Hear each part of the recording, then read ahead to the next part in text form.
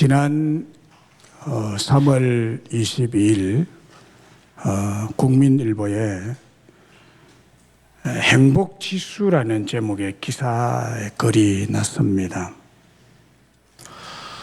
그 내용이 이렇습니다. 2013년 유엔은 한 국가의 성공을 판단하는 잣대가 그 나라 국민의 행복이어야 한다라는 내용의 결의안을 채택했는데, 그날을 기념해서 3월 20일을 세계 행복의 날로 지정했습니다.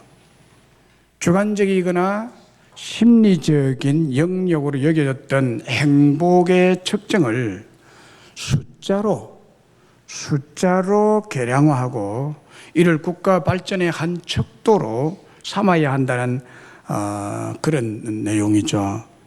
그래서 이런 아이디어는 행복을 숫자로 측량을 해서 그것을 한 나라의 척도로 삼아야 한다는 이 아이디어는 어디에서 비롯되느냐? 히말라야 그 산맥 자락에 아주 작고 가난한 나라인 부탄 나라에서 비롯됐습니다. 유엔은 부탄의 행복 국가론을 발전시켜서 10년 전부터 전 세계 국가들의 행복 지수를 매년 조사를 해서 발표를 하고 있습니다. 그 부탄 나라의 1인당 국내 총생산액, GDP죠. 국내 총생산액은 $3,000 수준밖에 안 됩니다. 이것은 전 세계에서 최하위권입니다. 그리고 평균적인 교육 수준도 아주 낮습니다. 그런데 이 나라 국민들의 행복 지수는 한때 세계 제1위였습니다. 근데 현 부탄 국왕의 이름이 지금의 케사르 남기엘 왕축이라는 이름을 가지고 굉장히 깁니다. 그가 1974년부터 집권하고 있는데, 이 왕이 국민들의 행복을 경제 성장보다도, 국민의 행복이 돈 많은 것보다도 더 중시하는 행복 정치를 통치 철학으로 내세운 사람입니다. 영국의 파이낸셜 타임스가 1987년 이 왕축의 국가론을 소개하면서 캐나다와 브라질 등 여러 국가에서 이 부탄 나라를 주목하기 시작했습니다. 왕축은 부탄 국민들의 1인당 소득이 향상된다고 해서 행복이 그만큼 더 증가하고 커진다고 보장할 수 없다고 하면서 국민 총생산보다도 총행복이 더 중요하다고 강조하면서 백성들을 통치하고 있습니다.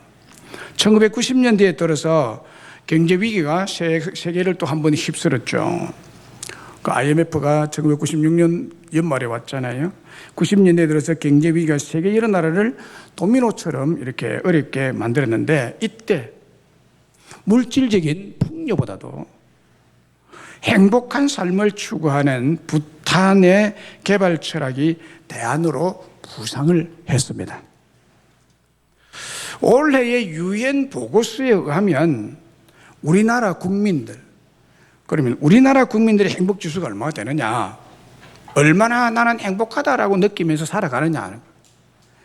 우리나라 국민들의 행복 지수는 10점 만점에 5.951입니다. 조사 대상국 137개국 중에 57위입니다. 경제협력개발기구 OECD 38개국 중에서 한국보다 순위가 낮은 국가는 3나라뿐입니다. 그리스, 콜롬비아, 튀르키예 3나라뿐입니다.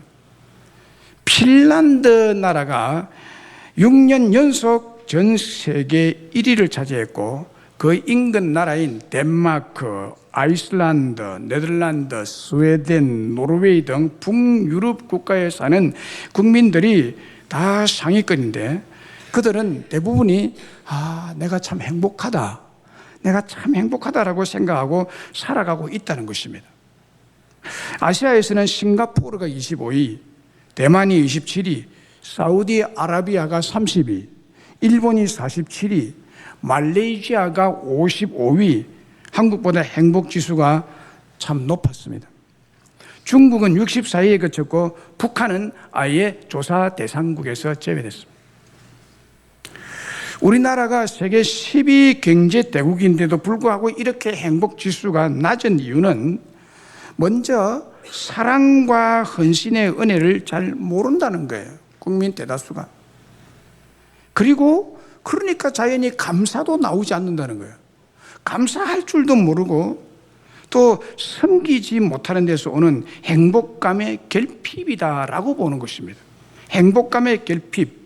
거기에 감사가 없다는 거예요. 정말 행복하면 감사가 나오겠죠?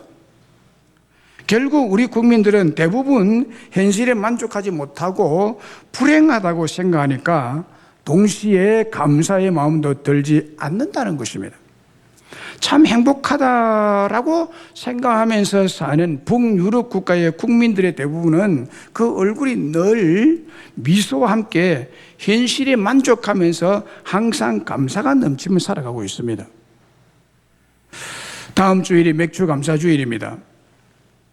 지난 6개월 동안 살아계신 주님께서 여러분들의 삶에 이모로 저모로 도와주시고 은혜를 베푸신 것을 기억하셔야 돼요. 기억하셔서 생각을 하고 감사주일로 지키는 절기가 되기를 간절히 바랍니다. 그래서 오늘 본문의 말씀을 제가 생각을 했습니다. 오늘 본문의 말씀은 여호와 하나님께 감사하라는 시편의 말씀이죠. 1절에 보면 여호와께 감사하라. 그리고 19절에도 여호와께 감사하리로다. 21절에도 주께 감사하리이다 라고 감사할 것을 강조하여 말씀하고 있습니다.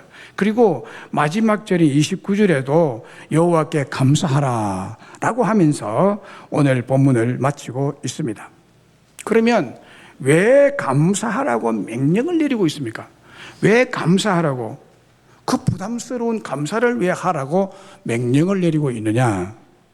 그것은 나를 구원하시는 하나님이 내 편이 되시기 때문입니다. 나를 구원하시는, 나를 도와주시는 하나님이 내 편이 되기 때문에 내가 네 편이 되어주기 때문에 너는 감사해야 돼라는 말이죠. 그래서 오늘 본문에 보면 나를 미워하는 원수들로부터 죽음의 고통이 생겨나게 됐는데 고통당하는 나의 편이 되어주셔서 나를 대신해서 그 원수들에게 보응하여 물리쳐 주시는 하나님이시라는 고백의 시편입니다. 7절에 보면은요, 나를 미워하는 자들이 있다고 했습니다. 나를 미워하는 자들이 있다. 여러분을 미워하는 자들이 있죠. 여러분을 미워하는 자들이 여러분을 모르는 멀리 있는 자들이 아닙니다. 나를 미워하는 자들이 저 멀리 먼 동네에 낯선 사람이 아니죠. 나를 미워하는 자는 언제나 내 가까이에 나를 잘 아는 이웃 중에 있습니다. 나를 미워하는 자들이 나에게 행하는 악행들을 언급하고 있습니다. 나를 미워하는 자들이 나를 향하여 악행을 일삼는 그 악행들을 오늘 본문에 언급하고 있습니다. 그 악행들은 10절에 보면 나를 애워쌌다라고 했습니다. 그리고 11절에 나를 애워싸니 겹겹이 포위를 하고 있다는 것입니다. 12절에는 벌떼처럼 나를 애워싸서 쏘아 죽이려고 하고 있다고 언급하고 있습니다. 벌떼처럼 일어났다는 거예요. 나를 미워하는 사람들이 벌떼처럼 일어나서 겹겹이 포위를 하고 있다. 13절에서는 나를 벼랑 끝으로 몰아 밀쳐 넘어뜨려서 죽이려고 하고 있다고 언급하고 있습니다. 그래서 시인은 이 고난이 너무너무 무섭고 두려웠고 고통스러워서 죽음에 이를 만한 것이었는데 기도하고 부르짖었더니 하나님께서 응답하셨다고 했습니다. 하나님께서 응답하시는데 하나님이 그 기도에 응답해서 보응으로 응답을 하신 하나님이시라고 말하고 있습니다. 하나님이 보응하셨다. 나를 미워하는 자를 하나님이 대신해서 보응으로 응답하셨다라고 말합니다. 13절 14절에 여호와께서는 나를 도우셨도다. 여호와는 나의 능력과 찬송이시여 또 나의 구원이 되셨도다 라고 말씀하고 있죠. 여러분, 그렇습니다. 우리를 구원하시고 우리를 도우시는 하나님은 전능의 능력을 가지신 하나님이십니다. 전능입니다. 못하실 일이 없는 분이라는 거예요. 여러분, 하나님을 가소평가하지 마세요. 여러분의 수준에서 하나님 생각하면 아닙니다. 그거는 하나님 아니에요.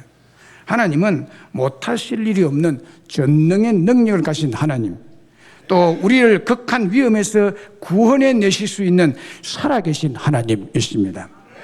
그리고 그 응답하심을 보세요. 어떻게 응답을 했느냐는 거예요. 하나님께서 내 편이 되어주심으로 나를 싫어하고 미워하고 시기 질투하는 원수들에게 하나님의 오른손의 권능으로 보응하여 가시덤불에 불같이 다 태워 없애버렸다고 했습니다. 그리고 여호와의 이름으로 그들의 삶을 끊어버렸다고 했습니다. 다 절단을 내버렸다고 했습니다. 이 말의 뜻을 풀어서 해석하면 손발을 끊어버리고 사업의 터전을 끊어버리고 자식의 앞길을 끊어버리고 모든 성공줄을 절단내버렸다. 하나님이 그렇게 보응했다는 거예요. 하나님이 내 편이 되셔서 이렇게 시원하게 나를 미워하는 원수들을 보응해 주시는 하나님이기 때문에 뭐 해야 된다? 감사해야 된다는 거예요. 시편 56편 9절에 내가 아뢰는 날에 내 원수들이 물러가리니 이것으로 하나님이 내 편이심을 내가 아나이다. 할렐루야. 이 증거로, 이 응답으로 하나님이 내 편이시구나, 이거를 알 수 있다는 거예요. 하나님은 여러분들에게 여러분 편이 되시는 것을 알 수 있도록 역사하고 지금도 살아계시는 분이라는 것을 보여주시는 분이라는 거예요. 사랑하는 여러분, 우리가 살아갈 때 나를 미워하고 시기하고 질투하고 원치 않은 악한 원수들이 생겨나게 되어 있습니다. 그래서 우리가 그들을 통해서 고난을 당하고 견딜 수 없을 정도로 고통스러울 때가 있습니다. 이런 고통과 슬픔과 절망을 세상이 위로해 주지 못합니다. 우리의 위기를 세상이 해결해 주지 못합니다. 인간이 당하는 고통과 슬픔과 절망을 사람이나 혹은 무당이나 혹은 어떤 종교가 해결해 주지 못합니다. 오직 내 편이 되어주셔서 전적으로 나를 도우시고 구원하시는 전능자 여호와만이, 오직 주 예수님만이 우리의 문제, 우리의 아픔과 슬픔을 해결해 주시고 우리의 원수인 악한 대적들을 가시덤불에 불같이 다 태워 없애고 그들의 삶을 절단내버릴 것이다. 이런 하나님을 오늘 본문 시편 118편에서는 소개해 주고 있습니다. 열왕기하 18장 19장에 걸쳐서 기록된 하나님의 역사의 말씀을 보면 히스기야 왕, 유다 왕 히스기야가 유다 나라를 통치한 지 14년째 되는 해에 역사적 사건을 기록하고 있습니다. 그 해에 대적의 나라 아수르의 왕 사네립이 쳐들어옵니다. 아수르 왕 사네립이 많은 군사를 동원해서 유다 나라의 모든 견고한 성읍들을 쳐서 다 점령해 들어옵니다. 그리고 끝으로 여호와의 성전이 있고 왕궁이 있는 예루살렘 성을 포위하고 공격하려고 했습니다. 히스기야 왕과 유다 나라가 위기에 몰렸습니다. 풍전등화의 격이 되어 버렸습니다. 이 위급하고 두려운 고통의 상황을 히스기야 왕이 이렇게 표현하고 있습니다. 열왕기하 19장 3절에 보면 히스기야의 말씀이 오늘은 환난과 징벌과 모욕의 날이라 아이를 낳을 때가 되었으나 해산할 힘이 없도다 라고 극한 절망을 표현하고 있습니다. 예루살렘 성이 아수르 왕 사네립의 군대에 의해서 포위가 되었습니다. 이제 이 성도 하나님의 도움이 없으면 완전히 무너지게 되어 있고 히스기야도 살해될 위기에 있습니다. 그리고 그 정말 중요한 사실은요, 그 상황에서도 히스기야 왕이 살아계신 하나님께 기도를 드렸다는 사실입니다. 그 절망적인 상황, 그 위기의 상황에서 하나님께 기도를 드렸다. 하나님께 도움을 청했다는 거예요. 그 기도 내용이 열왕기하 19장 15절부터 19절까지 기록이 되어 있으면 여러분 들어보세요. 히스기야가 기도하여 이르되 그룹들 위에 계신 이스라엘의 하나님 여호와여, 그룹들 위에, 천사들 위에 거룩한 하나님이여, 주는 천하 만국의 홀로 하나님이시니이다. 주께서 천지를 만드셨나이다. 여호와여, 귀를 기울여 들으시옵소서. 눈을 떠서 보시옵소서. 사네립이 살아계신 하나님을 비방하려 보낸 말을 들어보십시오.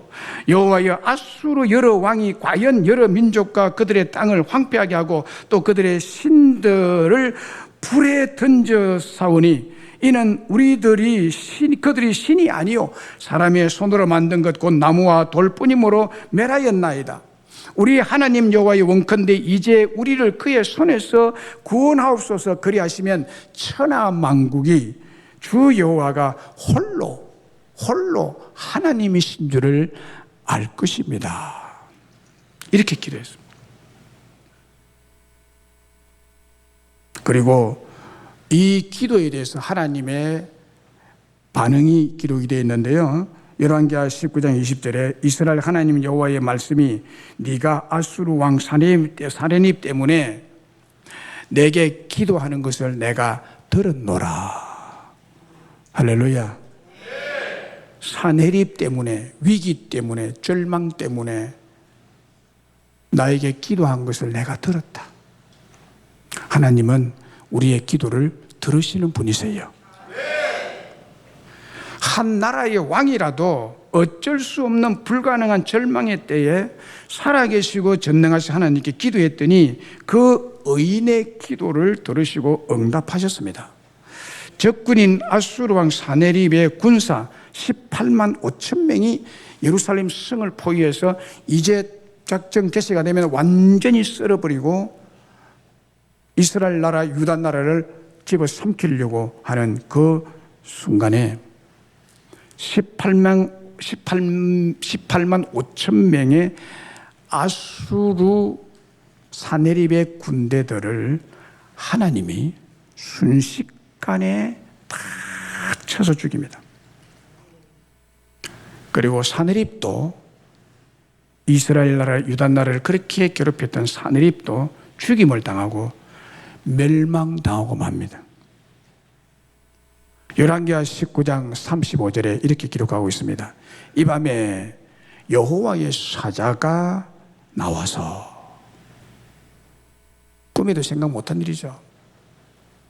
여호와의 사자가 나와서 예루살렘 성중은 조용한데 갑자기 위에서, 갑자기 하늘에서 여호와의 사자가 나와서 아수르 진영에서 군사 18만 5천 명을 친지라. 아침에 일찍 일어나 보니 다 송장이 되었더라. 할렐루야.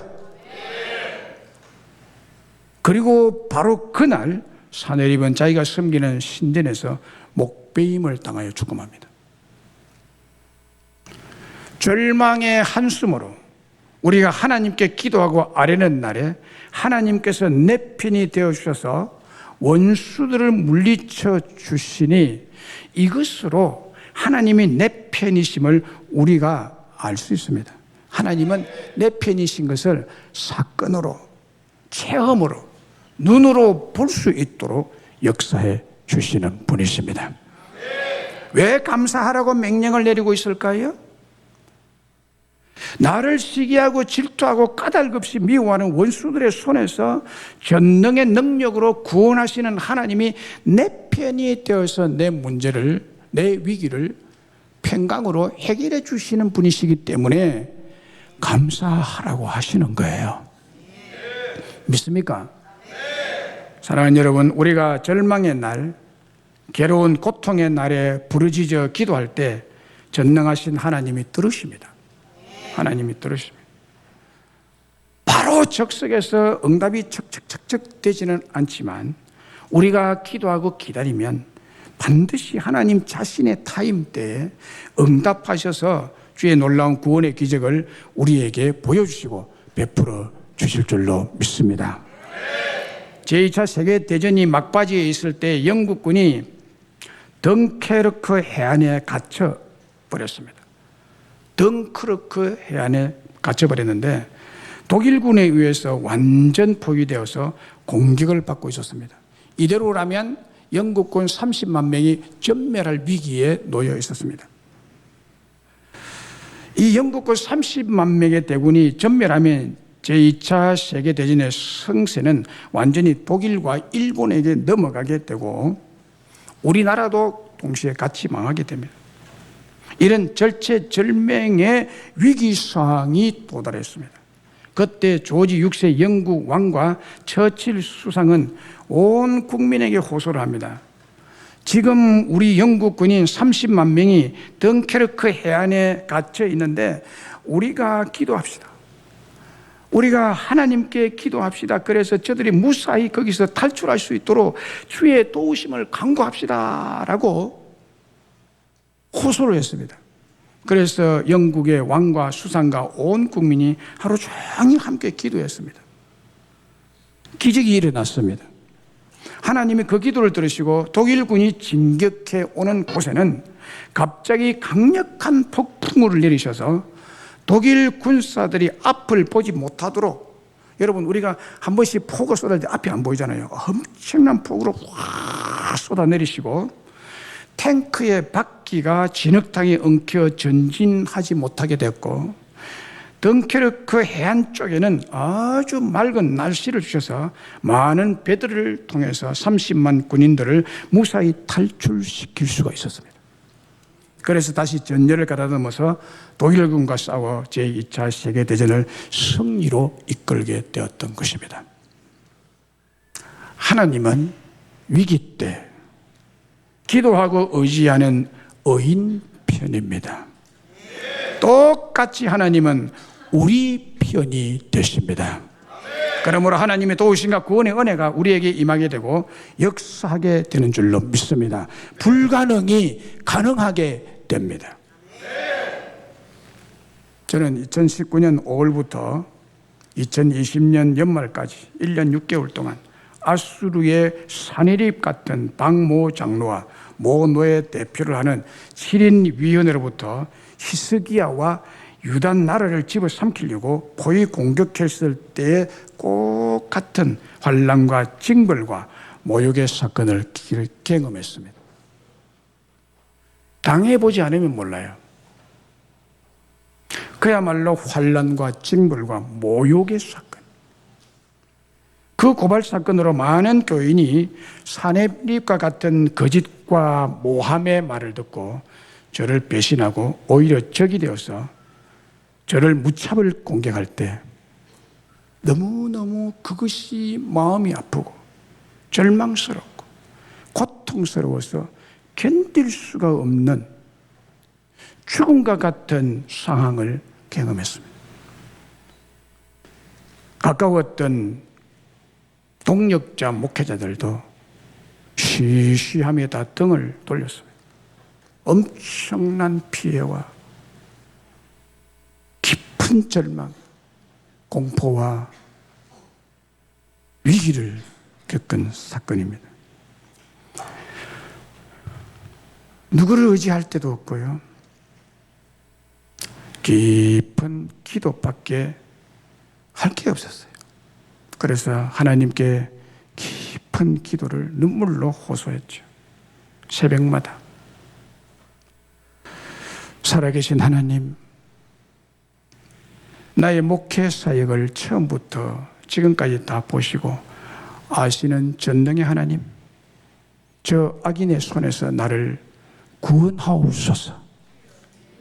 그리하여 장본인 장로와 온 교회들과 이 노예가 주 여호와가 홀로 하나님이신 것과 주님이 내 편이 되신다는 것을 알게 하여 주옵시고, 이 사건으로 몸된 교회와 그의 백성들을 위한 30여 년의 저의 목회 사역의 정직함과 결백함과 공의로움이 백일하에 증명되게 하여 주옵소서 라는 내용으로 정말 통한의 눈물을 흘리며 묵묵히 기도했습니다. 그 결과 과연 하나님은 살아계시고 공의로우시고 내 편이 되셔서 저의 기도대로 주님이 그대로 응답해서 승리의 응답을 주셨습니다. 나를 싫어하고 미워하고 시기 질투하는 원수들에게 하나님의 오른손의 권능으로 보응하여 가시덤불에 불같이 태우시고, 그리고 여호와의 이름으로 그들의 삶을 끊어버리시고, 이 교회를 배반하고 저를 배반하고 해친 주동자는 죽고 또 그 자녀가 죽는 하나님의 보응을 보게 하셨습니다. 인간적으로는 마음이 아픈 일이지만 하나님은 그렇게 역사하시더라고요. 눈에 보도록 7절 말씀대로 여호와께서 내 편이 되사 나를 돕는 자들 중에 계시니 그러므로 나를 미워하는 자들에게 보응하시는 것을 내가 보리로다. 사랑하는 여러분, 우리가 힘들고 어려울 때, 뜬금없이 고난을 당할 때, 무고히 모함을 당할 때 주님께서 보시고 우리 편이 되어주셔서 그 위기에서 구원의 은혜를 베풀어 주시는 줄로 믿습니다. 그러면 내 편이 되신 여호와께 최상의 경배가 뭘까요? 최상 최고의 경배가 뭘까요? 그것은 내 편이 되신 여호와께 감사로 경배를 드리는 것입니다. 감사 경배입니다. 감사. 여호와께 감사하라. 그는 선하심에 그의 인자하심이 영원함이로다. 이제 이스라엘은 말하기를, 또 아론의 집은 말하기를, 이제 여호와를 경외하는 자는 말하기를 그의 인자하심이 영원하다 할지로다. 하나님께서 선하시고 인자하심이 영원하시기 때문에 우리 편이 되어주시는 것입니다. 그렇기 때문에 온 이스라엘과 아론의 집과 이제 여호와를 경외하는 모든 자들은 선하시고 인자하신 여호와께 감사하라, 감사하라, 감사하라, 감사할지어다 라고 명령하고 있습니다. 여기에 인자하심이란 히브리 말로 아주 중요한 말인데 헤세드라는 단어입니다. 헤세드라는 단어. 이 단어를 한글로 해석하면 자비, 친절, 사랑이라는 단어입니다. 이 단어가 구약성에 240회 정도 나오는데 이 자비, 친절, 사랑의 뜻으로 사용되는 구약의 핵심 사상을 이루는 핵심 단어가 이 헤세드입니다. 이 단어의 헤세드는 하나님이 그분의 백성들을 향해서, 이 헤세드의 뜻입니다. 그분의 백성들을 향해서 보이신 불변의 언약의 사랑을 나타내는 최상의 인자하심이라는 뜻입니다. 최상으로 인자하신, 세계에서 없는 가장 인자하신 신이라는 거죠. 이 인자하신 사랑은 하나님의 성품에서 나오는 사랑을 뜻합니다. 이 사랑은 하나님의 정체성의 본질이요, 하나님이 그분의 백성들과 불변의 관계를 맺는 주된 방식입니다. 헤세드. 그래서 하나님의 모든 구원 행동은 이 헤세드의 뿌리를 두고 있습니다. 따라서 하나님의 백성들은 인자와 긍휼을 유지하는 그분의 능력에서 궁극적인 소망을 얻게 되고 그 언약의 사랑인 헤세드를 믿는 신앙을 가지게 되는 것입니다. 그리고 하나님의 선하시고 인자한 헤세드는 일시적이거나 변하는 것이 아니라 불변하시고 영원하신 약속이라는 것입니다.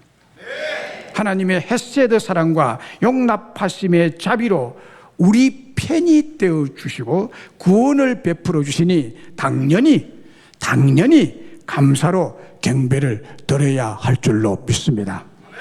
그 감사의 경배가 300데나리온의 향유 옥합을 부어드려도 아깝지 않은 최상의 감사 경배를 드릴 수 있게 되는 것입니다. 자기를 미워하는 자들, 원수들이 벌떼처럼 에워싸고 절벽으로 몰아 낭떠러지로 밀쳐 죽이려고 했던 그 죽음의 고통에서 극적으로 구원을 경험함으로 하나님의 헷세들의 사랑하심에 감사의 경배로 최상의 사랑을 드리는 것은 당연하죠. 당연하죠. 그래서 이 감사를 절대 감사라고 하는 거예요. 예레미야 애가 3장 22절에 보면은 이런 말씀이 있습니다. 여호와의 인자와 긍휼하심이 무궁하심으로 우리가 진멸되지 아니함이니이다. 하나님의 인자와 긍휼이 무궁하심으로 우리는 망하지 아니합니다라는 뜻이에요. 망하지 아니합니다. 여기 여호와의 인자는 말이 사랑에 해당하는 중요한 히브리어 헤세드라는 단어죠. 헤세드는 시편 50편 22절 23절에 하나님을 잃어버린 너희여 이제 이를 생각하라. 그렇지 아니하면 내가 너희를 찢으리니 건질 자 없으리라. 감사로 제사를 드리는 자가 나를 영화롭게 하나니 그의 행위를 옳게 하는 자에게 내가 하나님의 구원을 보이리라. 감사를 잃어버린 자를 하나님이 찢어버리겠다. 그러나 감사로 최상의 경배를 드리는 자가 하나님을 영화롭게 하는 자라고. 그래서 그 옳은 행위를 통해서 내가 그 사람의 모든 삶의 영역에서 구원을 보이겠다고 말씀하고 있습니다. 여러분, 구원받아야 될 영역들이 많죠. 자녀들 문제, 경제 문제, 여러 직장 문제 뭐 이런 건 많잖아요. 하나님의 도우심이 있으면 좋겠죠. 내 도움으로는 안 되고 내 힘으로는 안 되고 내 지혜로는 안 되고 내 방법으로는 안 되고 내 백이 없어서 안 되는 건 많이 있죠. 그것은 하나님의 구원으로 가능할 수가 있습니다. 정말 하나님 믿습니까? 하나님이 안 믿으니까 아이고 목사님 설교는 잘 하시네요. 그건 현실은요 아니요 라고 듣고 있습니까? 계속 아니요. 아멘 하세요. 하나님을 믿으시기 바랍니다. 내 편이 되시는 하나님. 시편 100편 4절 5절에 감사함으로 그 문에 들어가며 찬송함으로 그의 궁정에 들어가서 그에게 감사하며 그의 이름을 송축할지어다. 여호와는 선하시니 그 인자하심이 영원하고 그의 성실하심이 대대에 이르리로다. 그의 인자하심이 영원하고 하나님의 헤세드는 영원하고 그 하나님의 헤세드가 우리를 위기에서 구원해 내실 줄로 믿습니다. 그래서 감사가 나오는 거죠. 감사할 수 있죠. 하나님의 인자하신 헤세드가 신약에서 예수님의 십자가의 아가페의 사랑이시고 그 사랑하심이 영원히 불변하시기 때문에 우리는 예배의 문을 열고 들어가서 경배를 드릴 때마다 구원의 은혜에 감사하며 감사 예배를 드리는 것입니다. 그렇기 때문에 이 감사 예배가 가장 성숙한 신앙 고백의 예배고 가장 아름다운 영혼에서 나오는 반응이고 가장 위대한 믿음의 고백인 줄로 믿습니다. 우리 예수님은 감사로 충만히 삶을 사셨던 분입니다. 감사는 예수님의 삶의 습관이셨고 기적을 창조하는 도구였으며 구원을 베푸는 은혜의 방편이었고 예수님의 삶의 태도였습니다. 예수님의 감사는 기적의 비결이요 행복의 비결이요 좋은 관계를 맺는 비결이며 변화와 성숙의 비결이었습니다. 로마서 1장 21절에 이런 말씀이 있습니다. 하나님을 알되 하나님으로 영화롭게도 아니하며 감사치도 아니하고 오히려 그 생각이 허망해서 미련한 마음이 어두워졌다고 했습니다. 그런데 아직 변화되지 아니한 사람의 영혼의 특징은 하나님께 감사할 은혜가 없는 겁니다. 아무리 생각해도 나는 감사할 은혜가 없다고 생각합니다. 감사할 마음이 없기 때문에 하나님께 감사하지 않는다고 언급하고 있습니다. 그러므로 여러분, 감사하지 않는 영혼은 하나님을 영화롭게도 할 수 없다는 말씀이고 하나님의 구원을 경험할 수가 없습니다.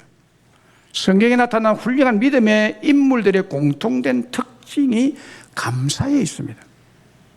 다윗 왕은 평생에 하나님께서 자기에게 베푸르신 은혜와 축복에 감사하며 살았습니다. 감사하면서 막내인 자기를 왕으로 삼으신 하나님의 은혜가 얼마나 큰지, 목동으로서 형님들에게 제외되고 왕따를 당해서 들에 가서 양을 쳤던 그 자기를 하나님이 들어서 왕으로 삼으신 그 은혜 하나만 생각해도 얼마나 큰지 다윗은 평생에 하나님께 감사하며 살았습니다. 그래서 그 감사가 하나님 감사합니다, 하나님 감사합니다, 그 감사가 다윗이 어디로 가든지 여호와께서 다윗을 이기게 하셨다고 했습니다. 뿐만 아니라 그의 아들 솔로몬도 아버지 다윗을 본받아 감사의 일천번째 제사를 드림으로 하나님께 축복을 받아서 전무후무한 지혜의 왕이 될 수 있었던 것입니다. 다니엘도 절대 긍정, 절대 믿음, 절대 감사 신앙으로 그를 미워하고 시기 질투했던 정적들의 죽일 업무도 두려워하지 않고 신앙의 승리를 이룰 수 있었습니다. 바로 감사였습니다. 사도 바울도 감사의 사람이었습니다. 그는 범사에 감사했습니다. 자신의 연약함을 감사했고 자신이 당한 고난과 과거의 실수마저도 감사했습니다. 더 나아가 감사하는 삶을 살도록 그는 건면하고 있습니다.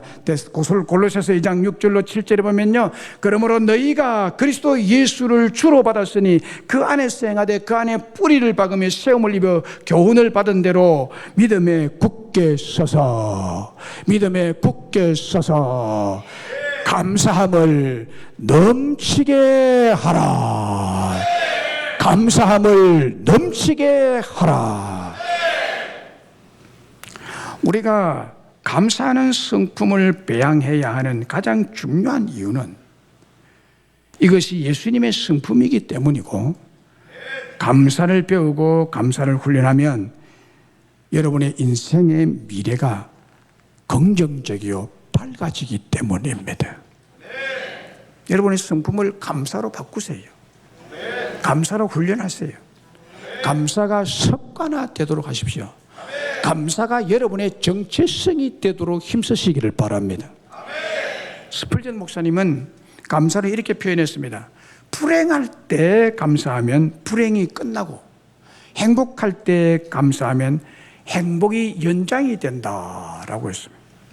로마의 철학자 키케로는 감사는 가장 위대한 품성일 뿐만 아니라 다른 모든 품성의 어버이다.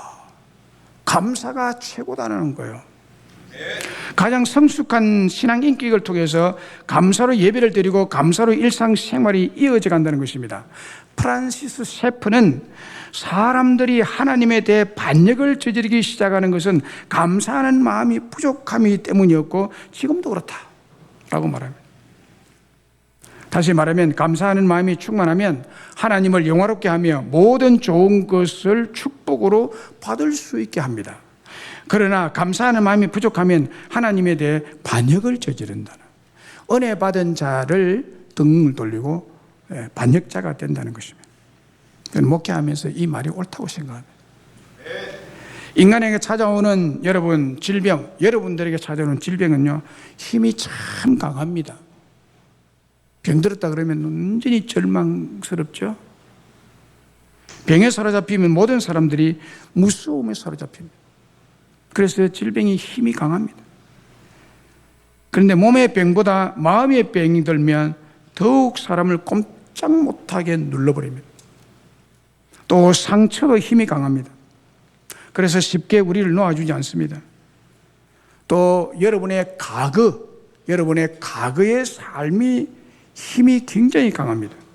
그래서 많은 사람들이 과거에 사로잡혀 살아가고 있습니다. 돌이킬 수 없는 과거의 노예가 되어 살고 있는 사람들이 참 많습니다. 또 실패도 힘이 참 강합니다. 실패에 사로잡히면 전진할 수가 없습니다. 모험을 못합니다. 뿐만 아니라 죄 사함의 구원을 받지 못한 사람의 죄책감의 힘도 참 무섭습니다. 죄책감 속에 사로잡히면 정죄의식, 형벌에 대한 두려움, 저주에 대한 심판의 두려움에 시달리게 됩니다.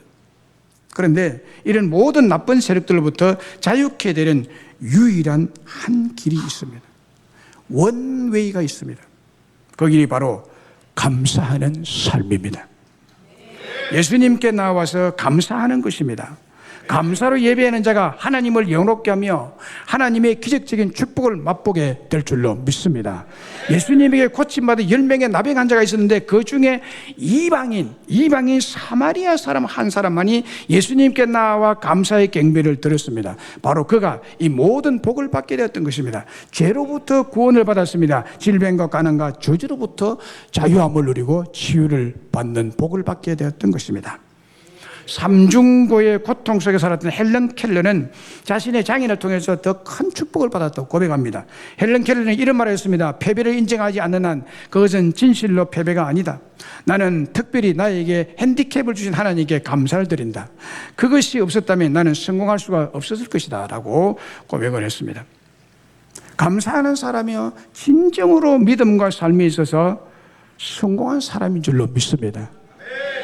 이 시간 여러분들에게 권면을 드리겠습니다. 특별히 세 가지 영역에서 절대 감사를 표현하며 사시기를 바랍니다. 첫째는 하나님께 받은 구원의 은혜와 축복에 대해서 감사하십시오. 이거는 절대적입니다. 둘째는 우리에게 사랑의 은혜를 베풀어 준 사람에게 감사를 하시기를 바랍니다. 그 은혜를 모르면 인격자가 아니죠. 셋째는 범사에 감사하시기 바랍니다. 이는 저와 여러분을 향해서 하나님의 뜻이기 때문입니다. 그리고 이 감사 훈련을 하십시오. 스스로 감사할 줄 아는 것이 훈련되어야 세 가지 영역에서 감사가 가능하지, 그렇지 않고서는 아무리 큰 은혜를 받아도 감사할 줄 모릅니다. 아무리 큰 은혜를 받아도 제가 보니까요, 조금 뒤틀리면요, 수가 뒤틀리면 그만 반역자로 바뀌더라고요. 왜 그렇게 되느냐? 큰 은혜를 받아도 왜 그렇게 한순간에 반역자가 되느냐? 감사가 훈련되지 않았기 때문에. 감사는 훈련되지 않으면 할 수 없는 고차원의 신앙이요, 축복의 최고의 원리이기 때문입니다.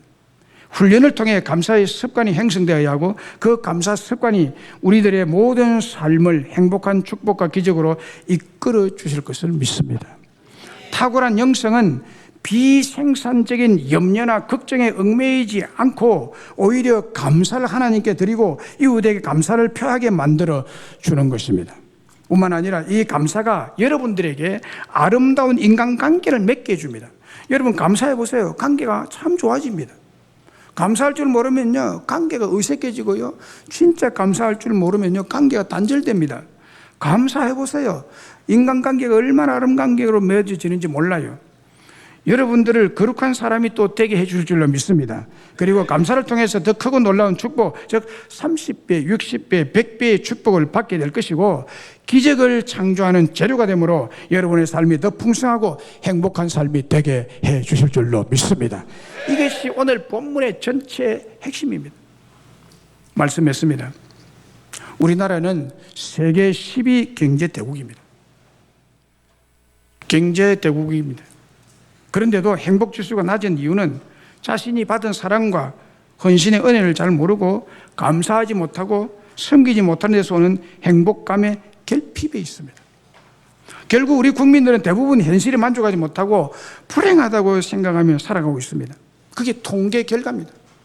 그러나 우리는 우리에게 행복을 주시는 하나님을 믿는 자들이기 때문에 행복해하며 감사하며 살아갈 수가 있는 길이 있고 방법이 있습니다.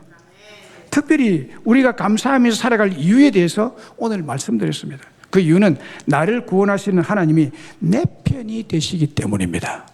나의 모든 위기와 절망적인 상황, 절벽 벼랑 끝에 서 있을 때 하나님이 나를 날게 하시는 분이시기 때문에 그렇습니다. 나의 행복을 빼앗고 도둑질해가는 나의 원수들로부터 죽음의 고통이 생겨났는데 고통당하는 나의 편이 되어주셔서 나를 대신해서 그 원수들에게 보응하여 물리쳐 주시는 하나님이 계시니 우리는 행복할 수가 있다고 말씀을 드렸습니다. 그리고 내 편이 되신 여호와께 최상의 경배를 드리는 것은 여호와께 감사로 경배를 드리는 것이라고 했습니다.